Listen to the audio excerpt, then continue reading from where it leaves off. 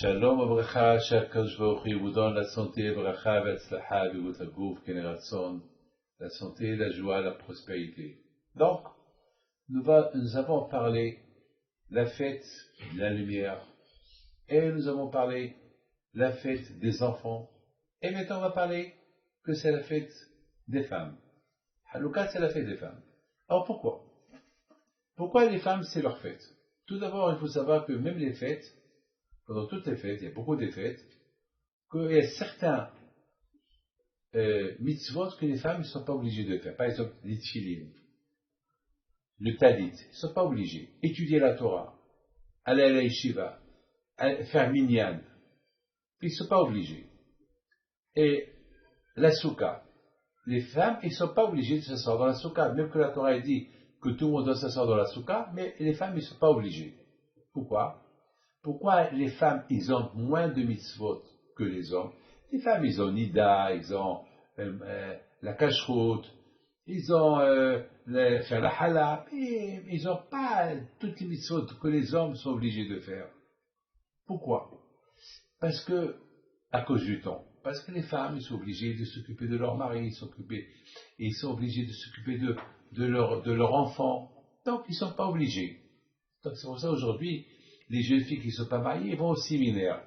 Une fois que les femmes, ces jeunes filles, ils ne sont plus au séminaire, ça y est, maintenant ils doivent s'occuper de la famille. Mes amis, il faut savoir une chose. Si moi je suis là aujourd'hui, c'est grâce à ma mère. Hein. C'est ma mère qui m'a donné l'éducation. Je vous rappelle que lorsque mon père voulait m'envoyer à la yeshiva à l'âge de 8 ans, j'ai commencé à pleurer. Comment je vais quitter Issawera? Et ma mère, elle a commencé à pleurer. Ma mère aurait pu dire non, et c'est fini. Mais ma mère, elle a dit oui. Il faut aller à la yeshiva. Donc, je dois tout à ma mère.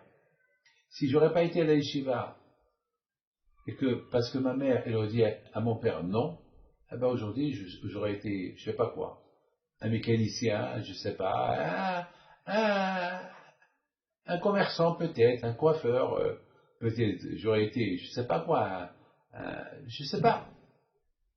Je ne sais pas, bien sûr, tous les professions, ils sont bien, mais il y a une profession qui est encore 1000 fois mieux que tout le monde. S'asseoir, étudier la Torah, bénir les gens, enseigner la Torah aux gens. Ah oui, et ça, je dois ça à ma mère. Oui, donc à Botaï, vous voyez que c'est grâce aux femmes qu'aujourd'hui on est là. C'est grâce à eux qu'on mange. Vous savez, le kasher, vous savez, mes amis, qu'après 120 ans, le Mashiach, il va venir, il n'y a que ceux qui ont étudié la Torah qui vont ressusciter. Alors, Rami pose une question, alors, et les femmes, qui n'ont pas étudié la Torah? Et la Gemara va dire oui. Et encore, les femmes vont ressusciter encore. En premier. Pourquoi? Parce que c'est grâce à eux que leurs maris sont religieux. C'est grâce à eux que les enfants, ils ont eu une bonne éducation juive. Donc ça veut dire que tout le crédit va à la femme. Les amis, c'est la raison pourquoi la bataille et les femmes, ils ne sont pas obligés de faire les mitzvot. Certains mitzvot. Maintenant, la mitzvah de Hanouka, pourquoi ils sont obligés, eux aussi, de s'asseoir et voir la Hanouka? Pourquoi on ne dit pas, laisse-les faire les beignets? Ils ne sont pas obligés de s'asseoir. Laisse-les aller préparer la table pour fêter la fête de Hanouka. Non, on leur dit non, il faut s'asseoir. Vous n'avez pas le droit de coudre, vous n'avez pas le droit de faire la fête, de préparer les beignets, rien que s'asseoir et raconter le miracle de Hanouka. Pourquoi les femmes, on ne va pas leur dire, allez, vous n'êtes pas obligés parce que c'est bon, allez. Parce que comme à Sukkot, vous n'êtes pas obligé de s'asseoir à la Soukha, là aussi à Hanouka, vous n'êtes pas obligé de s'asseoir en face de la menorah pour voir la lumière de la Hanouka. Pourquoi? Mes amis, il faut savoir que le miracle de Hanouka, c'est aussi grâce à la femme. N'oubliez pas que les Grecs, ils ont voulu que la femme aussi, elle ne va pas au mikvé. Ils ont voulu qu'elle mange du tarif. Donc, les Grecs, ils ont fait perdre la neshama juive non seulement chez les hommes, même chez les femmes. N'oubliez pas, Rabotai, que la guerre, qui a réveillé la guerre des Hashmonaïm contre les Grecs, c'est une femme. Vous savez que le Grec est violé de force une femme avant qu'elle se marie. Une femme juive, avant qu'elle se marie, il va la violer. Réfléchissez un peu. Imaginez-vous la pauvre cette femme-là qui va être violée la veille de ses noces par un Grec. C'est de la folie. Alors une fois, il y avait une des filles de Hashmonaïm qui devait se marier et toute la famille était réunie et elle pleurait. Qu'est-ce qui va se passer à leur sort demain? Qu'est-ce qu'elle fait, elle, cette fille? Elle rentre dans la chambre où ils étaient tous réunis, nus. Tout de suite, ses frères, ils ont voulu la tuer. Il leur a dit, stop, ne me tuez pas. Ne me tuez pas. Avant de me tuer, réfléchissez que demain, je vais être au lit avec un Grec. Il va me violer. Et pour ça, vous faites rien. Mais parce que je suis rentré nu chez vous, devant un Grec. Je vais être nu devant un Grec. Et vous voulez me tuer? Pensez à tous ces milliers de Juifs qui sont violés la veille de leurs noces par les Grecs. Alors ça les a énervés, ça les a motivés, et ils ont sorti faire la guerre contre les Grecs. Le jour même. Donc à Botaï, c'est grâce à une femme qu'il y a eu le miracle de Hanouka. N'oubliez pas que la fête de Hanouka, c'est la fête de l'éducation aussi.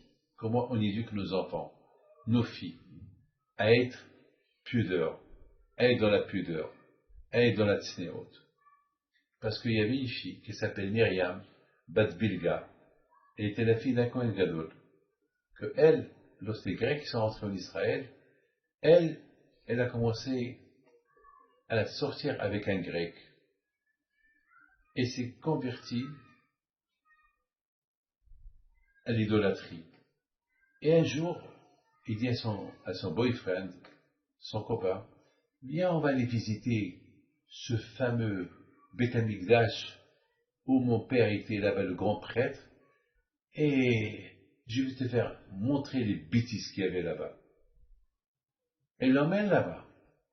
Et elle voit l'autel de sacrifice. Elle commence à insulter le Beth Amikdash. Elle a commencé à une juive, la fille du Kohen Gadol. C'est la folie. D'accord, tu veux te marier avec un goy, marie-toi, c'est ton problème. Mais comme ça, critiquer tout ce qui se passait au Beth Amikdash, comment est-ce possible?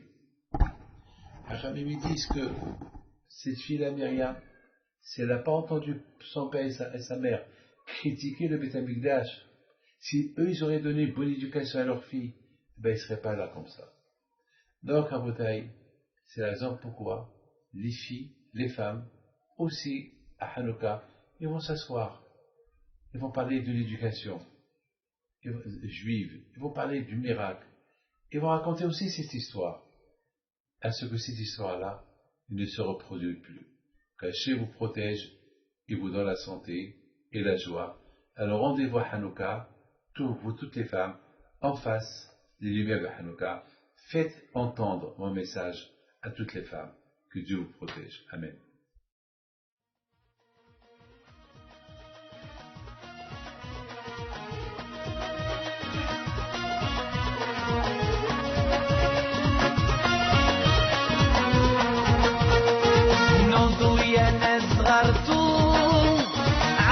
حي فينتو وقف لنا زي خوتو يا وزخوت